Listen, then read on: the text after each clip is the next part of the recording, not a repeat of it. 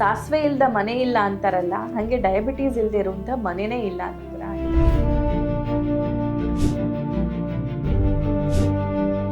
ಅದು ಬಂತು ಅಂದ್ರೆ ಅದು ರಿಯಲಿ ಹೇಳ್ತಿದ್ದು ನರಕ ಇದ್ದಂಗೆ.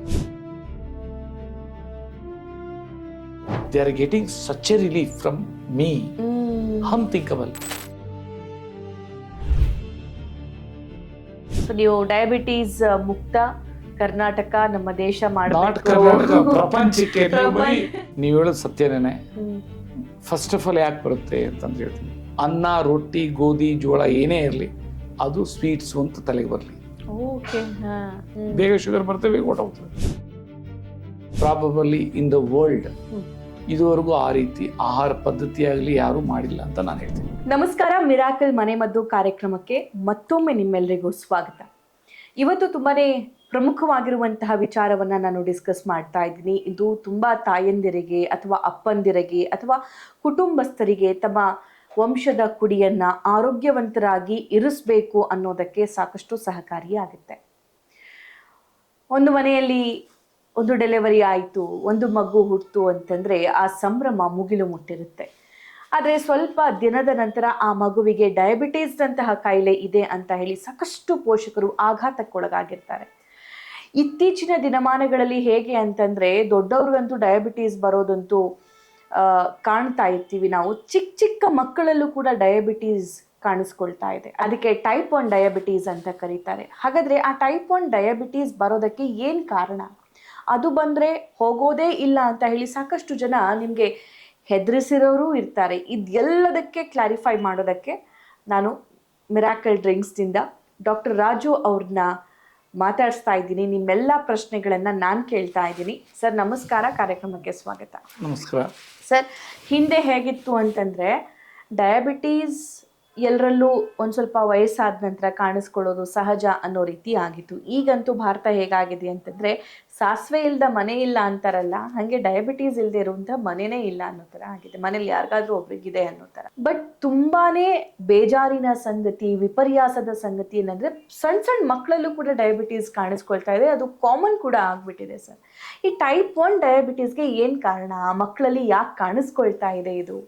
ಒಂದು ಹೇಳ್ತೀನಿ, ಈಗಂದ್ರಿ ಅದು ಬಂತು ಅಂದರೆ ಭಯ ಪಡಿಸ್ತಾರೆ ಅಂತ. ಹೌದು, ಇದು ಭಯ ಪಡಿಸೋದಲ್ಲ, ಫ್ಯಾಕ್ಚುಲ್. ಇದು ಅದು ಬಂತು ಅಂದರೆ ರಿವರ್ಸ್ ಆಗಲ್ಲ, ಕ್ಯೂರ್ ಆಗಲ್ಲ. ಡಾಕ್ಟರ್ಸ್ ಹೇಳೋದು 100% ಕರೆಕ್ಟ್. ಈಗ ನಾನು ಅದನ್ನೇ ಕಂಡುಹಿಡಿದಿರೋದು.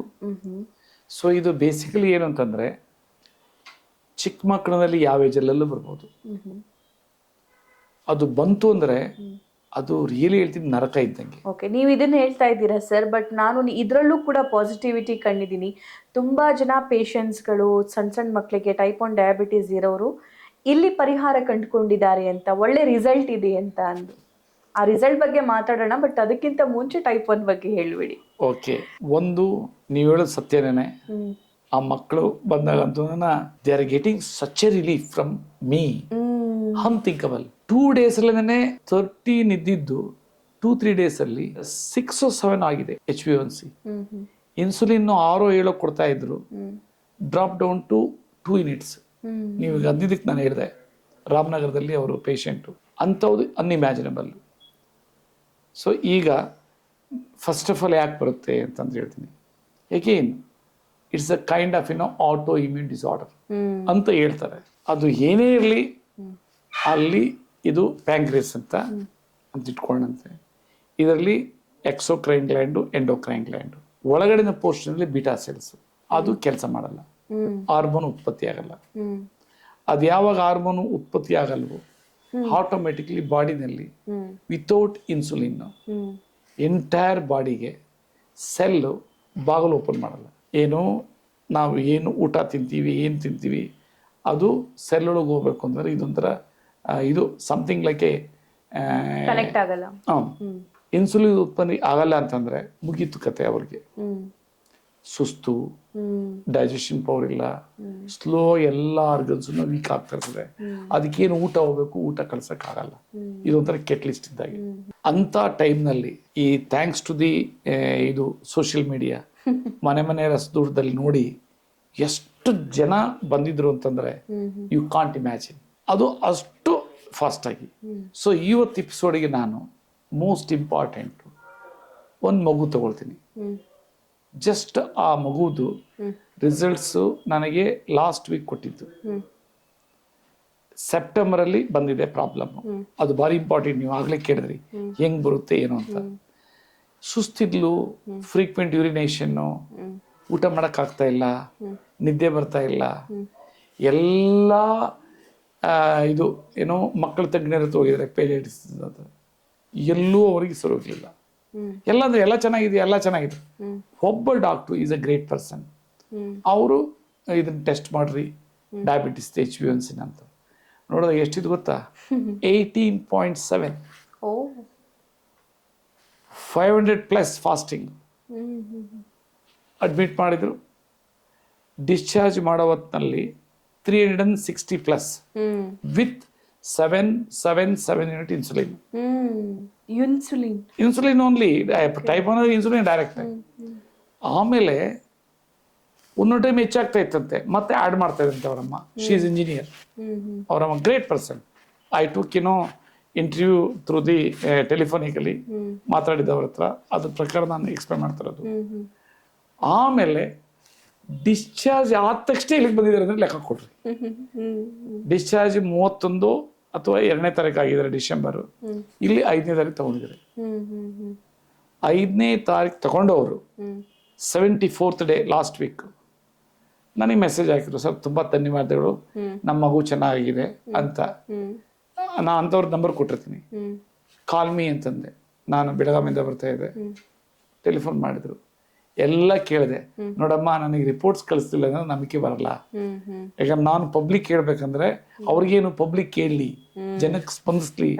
ನಾವೇನು ಪಟ್ಟಿದ್ವಿ ನರಕ ಯಾತನೆ, ಅದು ಬೇರೆ ಆಗಬಾರ್ದು ಅಂತ. ಅವರಿಗೆ ಆ ರಾಮನಗರದ್ದು ಪೇಷಂಟ್ ಅವ್ರ ಅಮ್ಮನ ನಂಬರ್ ಕೊಡ್ಸಿದ್ದೆ. ಅವ್ರ ಹೆಂಗ್ ಅಡಿಗೆ ಮಾಡ್ತಾ ಇದ್ರು. ಈಗ ಮೊನ್ನೆ ಇನ್ನೊಂದು ಹುಡುಗಿ ಬಂದ್ಲು ಮಂಡ್ಯದು ಮಗು ಬಗ್ಗೆ, ಅವ್ರಿಗೆ ಈ ಅಮ್ಮನೆ ನಂಬರ್ ಕೊಟ್ಟೆ. ಯಾಕಂದ್ರೆ ಅವರು they are the best persons to advise ಯಾವ ರೀತಿ ಅಂತ. ಸೊ 18.7 ಇದ್ದಿದ್ದು ಅಥವಾ 18.6 74th ಡೇ ರೆಡ್ಯೂಸ್ ಟು 6.7. ಯಾರು ನಂಬಕ್ಕಾಗಲ್ಲ. ಆಮೇಲೆ ಇನ್ಸುಲಿನ್ 7 ಯೂನಿಟ್ ಪ್ಲಸ್ ಎಕ್ಸ್ಟ್ರಾ ಈಗ ತಗೊಳ್ತಾ ಇರೋದು 2 ಯೂನಿಟ್. ರೆಡ್ಯೂಸ್ ಆಗ್ಬಿಟ್ಟಿದೆ, ಎಲ್ಲ ರೆಡ್ಯೂಸ್ ಆಗ್ಬಿಟ್ಟಿದೆ. ವೆಯ್ಟು 27 ಕಿಲೋ 33 ಕಿಲೋ ಆಗಿದೆ. ಆಮೇಲೆ ಫ್ರೀಕ್ವೆಂಟ್ ಯೂರಿನೇಷನ್ಸ್ ಔಟ್ ಆಗಿದೆ. Total she has become almost normal. ಮುಖ ಚೇತನ ಇದೆಯಂತೆ, ಕೆಲಸ ಮಾಡಿದ್ರೆ ಆಕ್ಟಿವ್. ಸರ್, ಒಂದು ಕ್ವೆಶನ್ ಇದೆ ಆಕ್ಚುಲಿ. ಇಲ್ಲಿ ನಿಮ್ಮ ಕ್ಲಿನಿಕ್ ಬಂದ್ರೆ ಅಥವಾ ನಿಮ್ಮ ಹತ್ರ ಬಂದ್ರೆ, ಈಗ ಆಲ್ರೆಡಿ ಆಲೋಪತಿ ಮೆಡಿಸಿನ್ ಏನ್ ಕೊಟ್ಟಿದಾರೋ ಅದನ್ನ ಬಿಟ್ಬಿಡ್ಬೇಕೇನಪ್ಪ, ಅದನ್ನ ಬಿಟ್ರೆ ಇದು ತಗೊಂಡ್ರೆ ಏನಾಗುತ್ತೋ ಅನ್ನೋ ಭಯ ಇರುತ್ತೆ. ಅದಕ್ಕೆ ಕ್ಲಾರಿಫೈ ಮಾಡಿ. ಒಂದು ಹೇಳ್ತೀನಿ, ನಾನು ಏನ್ ಡಿಫೈನ್ ಮಾಡಿದ್ದೀನಿ ಪ್ರಾಬಬಲಿ ಇನ್ ದ ವರ್ಲ್ಡ್, ಇದುವರೆಗೂ ಆ ರೀತಿ ಆಹಾರ ಪದ್ಧತಿ ಆಗಲಿ ಯಾರು ಮಾಡಿಲ್ಲ ಅಂತ ನಾನು ಹೇಳ್ತೀನಿ. ಎಲ್ಲ ಸ್ಕ್ರಿಬ್ಲ್ ಮಾಡ್ತಾರೆ, ಒಂದು ಯಾವುದೋ ಒಂದು ಪುರ್ಜಿ ಕೊಡ್ತಾರೆ, ಸಣ್ಣ ಚೀಟಿ, ಒಂದು ಪೇಜ್ ಕೊಡ್ತಾರೆ. ನಾನು ಅದಕ್ಕೆ ಒಂದು 40 ಪೇಜಿದ್ದು ಡಾಕ್ಯುಮೆಂಟ್ ಮಾಡಿದ್ದೀನಿ. ಅಡಿಗೆ ಹೆಂಗ್ ಮಾಡಬೇಕು, ಯಾವ ರೀತಿ ಬೇಯಿಸ್ಬೇಕು, ಯಾವ ರೀತಿ ಲೀಚಿಂಗ್ ಮಾಡಬೇಕು, ಏನೇನು ರೋಗಕ್ಕೆ ಏನೇನು ತಗೊಳ್ಬೇಕಂತ ಎಲ್ಲ ಬರೆದಾಕಿದ್ದೀನಿ ಆ ಆಹಾರ ಪದ್ಧತಿ ಬುಕ್. ಸೊ ಆದ್ರಿಂದ ಇದು ಏನು ಬರ್ದಿದೆ ಅಂತ ಫಾಲೋ ಮಾಡಿದ್ರೆ ಆಟೋಮೆಟಿಕ್ಲಿ ಆಗುತ್ತೆ. ಆದ್ರೂ ಮಕ್ಕಳಲ್ಲಿ ಇಷ್ಟೆಲ್ಲ ಮಾಡೋಕ್ಕಾಗಲ್ಲ. ಇವು ಮಗುಗೆ ಅಗಸೆ ಮಜ್ಜಿಗೆ 2 ಸರಿ ಕೊಟ್ಟಿದ್ದಾರೆ, ಆಮೇಲೆ ಹಸಿ ತರಕಾರಿ ಜ್ಯೂಸು ಕೊಟ್ಟಿದ್ದಾರೆ, ಮತ್ತೆ ಬಾಳೆಹಣ್ಣು ಅವೆಲ್ಲ ಕೊಟ್ಟಿಲ್ಲ. ಮತ್ತೆ ಊಟದಲ್ಲಿ ಕಡಿಮೆ ಇದು ಅನ್ನ ರೊಟ್ಟಿ, ಮ್ಯಾಕ್ಸಿಮಮ್ ಸೊಪ್ಪಿನ ಪಲ್ಯ, ತರಕಾರಿ ಪಲ್ಯ, chicken, fish. But great 11 years ಹುಡುಗಿ ಅವಳು. ಆ ರೀತಿ ಇದಾಗುತ್ತೆ. ಆ ಡಾಕ್ಯುಮೆಂಟ್ ಕೊಡ್ತೀನಿ. So let the public will see that ಯಾವ ರೀತಿ ನಮ್ಮ ಶರೀರದಲ್ಲಿ ತಾಕತ್ತಿದೆ, ನಾವು ಕರೆಕ್ಟಾಗಿ ಪೋಷಣೆ ಮಾಡಿದ್ರೆ. ಸೊ ಈ ಟೈಪ್ 1 ಡಯಾಬಿಟೀಸ್ ಇರುವಂಥವರು, ಅವರ ಪೇರೆಂಟ್ಸ್ಗಳು ನೋಡಲೇಬೇಕಾಗಿರೋ ಅಂಶ ಅಂತಂದರೆ ಮಗುವಿಗೆ ಎಷ್ಟೊತ್ತು ರೆಸ್ಟ್ ಕೊಡಬೇಕು, ಎಷ್ಟೊತ್ತು ಆ್ಯಕ್ಟಿವ್ ಮಾಡಬೇಕು, ಮೋಸ್ಟ್ ಇಂಪಾರ್ಟೆಂಟ್ ಫುಡ್ ಏನು ಕೊಡಬೇಕು ಅಂತ. ಫುಡ್ ಬಗ್ಗೆ ಹೇಳಿ ಸರ್. ಏನಿಲ್ಲ, ಫುಡ್ಡು ಸಿಂಪಲ್. ತಟ್ಟೆನಲ್ಲಿ ಕಾಲು ಪಾಲ ಇರಬೇಕು, ಅನ್ನ ಆಗಲಿ, ರೊಟ್ಟಿ ಆಗಲಿ, ಮುದ್ದೆ ಆಗಲಿ, 40 ಪಾಲು ಸೊಪ್ಪಿನ ಪಲ್ಯ, ತರಕಾರಿ ಪಲ್ಯ, ಫಿಶ್ಶು, ಚಿಕನ್ ಇರಬೇಕು ನಾನ್ ವೆಜಿಟೇರಿಯನ್ಗೆ. ಸೊ ಅಷ್ಟೇ. ಮಟನ್ ಕೊಡಬಾರ್ದು, ಕರಗಲ್ಲ. ರೆಡ್ ಮೀಟ್ ಇರಬಾರ್ದು ಅಷ್ಟೇ. That's all. ಪಲ್ಸಸ್ ಗಿಲ್ಸಸ್ ಎಲ್ಲ ಕೊಡ್ಬೋದು.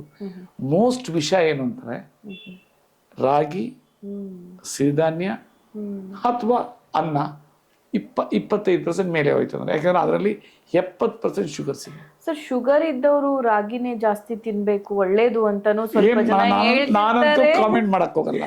ಇನ್ನು ಕೆಲವರು ಬರೀ ಸಿರಿಧಾನ್ಯ ತಿನ್ನಿಸಿ ಎಲ್ಲ ಕಿಡ್ನಿ ಫೇಲ್ಯೂರ್ ಮಾಡ್ಕೊಂಡು ನನ್ನ ಹತ್ರ ಬರ್ತಾ ಇದಾರೆ.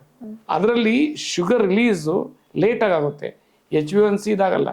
ಆಮೇಲೆ ಪೊಟ್ಯಾಷಿಯಂ ಕಂಟೆಂಟ್ ಇದೆ, ಅದು ಕಿಡ್ನಿಗೆ ತುಂಬಾ ಪ್ರಾಬ್ಲಮ್ ಆಗ್ತೈತೆ. ಆಮೇಲೆ ಮಕ್ಕಳಿಂದ ಏನ್ ತಿಂದಿರ್ತೀವಿ ಅದನ್ನ ತಿನ್ಬೇಕು, ನಮ್ಮ ಬಾಡಿಗೆ ಅದೇ ಚೆನ್ನಾಗಿರುತ್ತೆ. ಬಟ್ ಈಗ ಬಂದಾಗ ಅನ್ನ ಭಾರಿ ಇಂಪಾರ್ಟೆಂಟ್. ಅನ್ನ ಬೇಗ ಕರಗ್ತೈತೆ, ಬೇಗ ಶುಗರ್ ಬರ್ತದೆ, ಬೇಗ ಹೊಟ್ಟೋಗ್ತದೆ. ರಾಗಿ ಮತ್ತೆ ಇದು ಅದು 25%. ಅನ್ನ ಇದನ್ನ ಬೇಳೆ ಅದೆಲ್ಲ ಮಿಕ್ಸ್ ಆಗಿರ್ತಾರೆ, ಇಷ್ಟ ಅನ್ನ ಇಷ್ಟ ಆಗಿರ್ತದೆ. Okay sir, so best tip ನೀವು ಏನು ಕೊಡ್ತೀರಾ ಟೈಪ್ 1 ಡಯಾಬಿಟೀಸ್ ಇರೋರಿಗೆ? ಟೈಪ್ 1 ಆಗಲಿ ಟೈಪ್ 2 ಆಗಲಿ, ಬೆಸ್ಟ್ ಟಿಪ್ಪು ಆಹಾರ ಮುಂದೆ ಬಂತು ಅಂದರೆ ಅನ್ನ, ರೊಟ್ಟಿ, ಗೋಧಿ, ಜೋಳ ಏನೇ ಇರಲಿ ಅದು ಸ್ವೀಟ್ಸು ಅಂತ ತಲೆಗೆ ಬರಲಿ. ಓಕೆ, ಅದೇ ಸ್ವೀಟ್ಸು. ಆದರೆ ಬೀಟ್ರೂಟ್ಸ್ ತಗೊಂಡ್ರೆ ಶುಗರ್ ಬರ್ತದೆ, ಅವೆಲ್ಲ ಸುಳ್ಳು. ಬಾಳೆಹಣ್ಣು ತಗೊಂಡ್ರೆ ಶುಗರ್, ಅವೆಲ್ಲ ಸುಳ್ಳು. ಎಲ್ಲ ಫ್ರೂಟ್ಸು ಅಮೃತ. ಸೊ ಈ ಟೈಪ್ 1 ಆಗಿರ್ಬೋದು, ಟೈಪ್ 2 ಆಗಿರಬಹುದು, ಬರದೇ ಇರೋ ತರ ತಡೆಗಟ್ಟಬೇಕು ಅಂತಂದ್ರೆ ಏನ್ ಮಾಡ್ಬೇಕು? 50% ಅಷ್ಟೇ ತಿನ್ಬೇಕು ಅನ್ನ ಮುದ್ದೆ. ಇನ್ 50% ಸೊಪ್ಪಿನ ಪಲ್ಯ, ತರಕಾರಿ ಪಲ್ಯ ಇವೆಲ್ಲ ತಿನ್ಬೇಕು ಅಷ್ಟೇ. ಓಕೆ, ಸೊ ಮಕ್ಕಳು ಡಯಟ್ ಮಾಡ್ಸೋದು ತುಂಬಾ ಕಷ್ಟ ಅಂತ? ಏನೂ ಇಲ್ಲ, ಡಯಟ್ ಏನು ಮಾಡಂಗಿಲ್ಲ. ಬ್ಯೂಟಿಫುಲ್ ಆಗಿ ಕಿಚಡಿ ಮಾಡ್ಕೊಡ್ಲಿ, ಬಿಸಿಬೇಳೆ ಬಾತ್ ಮಾಡ್ಕೊಳ್ರಿ, ಟೇಸ್ಟ್ ಇರ್ತದೆ, ಎಲ್ಲ ಟೇಸ್ಟ್ ಕೊಡ್ಬೋದು, ಏನೇನೂ ಇಲ್ಲ. ಫ್ರೈಡ್ ಐಟಮ್ಸ್ ಎಲ್ಲ ಕೊಡಬಾರ್ದು ಅಷ್ಟೇ. ಸ್ವಲ್ಪ ಒಗ್ಗರಣೆ ಕೊಡಿ, ಚೆನ್ನಾಗಿ ನಾರ್ಮಲ್ ಊಟನೇ ಕೊಡ್ರಿ. ಸೊ ನೀವು ಡಯಾಬಿಟೀಸ್ ಮುಕ್ತ ಕರ್ನಾಟಕ ನಮ್ಮ ದೇಶ ನಾಟ್ ಕರ್ನಾಟಕ, ಪ್ರಪಂಚಕ್ಕೆ. ನೀವು ಬರೀ ಕರ್ನಾಟಕ ಇಂಡಿಯಾ ಅಲ್ಲ ಇದು, ನಾನಿದು ವಿಜ್ಞಾನ ಮಾಡಿದ್ದೀನಿ. ಈಗ ಬುಕ್ ರಿಲೀಸ್ ಆಗ್ತಾ ಇದೆ, ಸೊ ಅದರಲ್ಲಿ ಆಟೋಮೆಟಿಕ್ಲಿ ಎಲ್ರಿಗೂ ನಾಲೆಡ್ಜ್ ಆಗುತ್ತೆ. ಓಕೆ, ಸೊ ಈ ಪ್ರೋಗ್ರಾಮ್ ನೋಡ್ತಾ ಇರೋರು ಏನ್ ಮಿರಾಕಲ್ ಡ್ರಿಂಕ್ಸ್ ಅಲ್ವಾ, ನಾನು ಹೋಗಿ ಅಂಗಡಿಗೆ ತಗೊಳ್ತೀನಿ, ನಾವು ಮೆಡಿಕಲ್ ಶಾಪಲ್ಲಿ ತಗೊಳ್ತೀನಿ ಅಂತ ಅನ್ಕೊಂಡ್ಬಿಟ್ಟಿರ್ತಾರೆ. ಹಂಗೋಗಿ ತಗೋಬೇಕಾ, ಏನ್ ಮಾಡ್ಬೇಕು ಅವರು ಅಂತ? ಯಾಕಂದ್ರೆ ಸೆಲ್ಫ್ ಮೆಡಿಕೇಶನ್ ತುಂಬಾ ಜನ ಮಾಡ್ಕೊಳ್ತಾರೆ. ಏನಿಲ್ಲ, ಇದರಲ್ಲಿ ಡಾಕ್ಟರ್ ಬರಬೇಕು, ಭೇಟಿ ಆಗಬೇಕು, ಡಾಕ್ಟರ್ ಕನ್ಸಲ್ಟೇಷನ್ ತಗೊಳ್ಬೇಕು, ಏನು ಊಟ ಮಾಡ್ಬೇಕು, ಏನು ಇದು ಮಾಡಬೇಕು ಎಲ್ಲ ಹೇಳ್ತಾರೆ, ಯಾವ ರೀತಿ ಕಡಿಮೆ ಮಾಡಬೇಕು. ವೆಲ್ ಸರ್, ಟೈಪ್ 1 ಆಗಿರ್ಬೋದು, ಟೈಪ್ 2 ಆಗಿರ್ಬೋದು, ಎನಿ ಕೈಂಡ್ ಆಫ್ ಡಯಾಬಿಟೀಸ್, ಯಾವುದೇ ಏಜ್ ಗ್ರೂಪ್ನವರು ಡಯಾಬಿಟೀಸ್ನಿಂದ ಸಮಸ್ಯೆಯಿಂದ ಬಳಲ್ತಾ ಇದ್ರೂ ಕೂಡ ಅವರಿಗೆ ಪರಿಹಾರ, ಶಾಶ್ವತ ಪರಿಹಾರ ನಿಮ್ಮ ಮೆಡಿಸಿನ್ ಜೊತೆಗೆ ಮಿರಾಕಲ್ ಡ್ರಿಂಕ್ಸ್ ಮತ್ತು ನಿಮ್ಮ ಫುಡ್ ಡಯಟಲ್ಲೂ ಡೆಫಿನೆಟ್ಲಿ ಇದೆ ಅನ್ನೋದು ರಾಜು ಸರ್ ಅವರ ಮಾತು. ಥ್ಯಾಂಕ್ ಯು ಈ ಪಾಸಿಟಿವಿಟಿನ ಶೇರ್ ಮಾಡಿದ್ದಕ್ಕೆ. ವೆಲ್, ನಿಮಗೂ ಕೂಡ ನಿಮ್ಮ ಮನೆಯಲ್ಲಿ ಟೈಪ್ 1 ಆಗಿರ್ಬೋದು, ಟೈಪ್ 2 ಆಗಿರ್ಬೋದು, ಅಥವಾ ಮನೇಲಿರುವಂಥ ಪೇರೆಂಟ್ಸ್ಗಳು ಅಥವಾ ವೃದ್ಧರು, ಅಜ್ಜ ಅಜ್ಜಿ ಯಾರಿಗಾದ್ರೂ ಡಯಾಬಿಟೀಸ್ ಇದೆ, BP ಇದೆ, ಬೇರೆ ಬೇರೆ ಕಾಯಿಲೆಗಳಿದೆ, ಹೇಗಪ್ಪ ಕಡಿಮೆ ಮಾಡೋದು, ನಮ್ಮ ಮಾತು ಕೇಳ್ತಿಲ್ಲ ಅಂತಂದರೆ ಇಲ್ಲಿ ಕರ್ಕೊಂಬನ್ನಿ. ಡೆಫಿನೆಟ್ಲಿ ಡಾಕ್ಟರ್ ಮಾತು ಕೇಳ್ತಾರೆ, ಅದೇ ರೀತಿಯಾಗಿ ಆರೋಗ್ಯವಂತರು ಕೂಡ ಆಗ್ತಾರೆ ಅಂತ ಹೇಳ್ತಾ ಕಾರ್ಯಕ್ರಮ ಮುಗಿಸ್ತಾ ಇದ್ದೀನಿ. ನಿಮಗೆ ಡಾಕ್ಟರ್ ಕನ್ಸಲ್ಟೇಷನ್ ಬೇಕು ಅಂತಂದರೆ ಈ ನಂಬರ್ನ ಡೈಲ್ ಮಾಡಿ ಕನ್ಸಲ್ಟೇಷನ್ನ ಫಿಕ್ಸ್ ಮಾಡ್ಕೊಳ್ಳಿ. Thank you.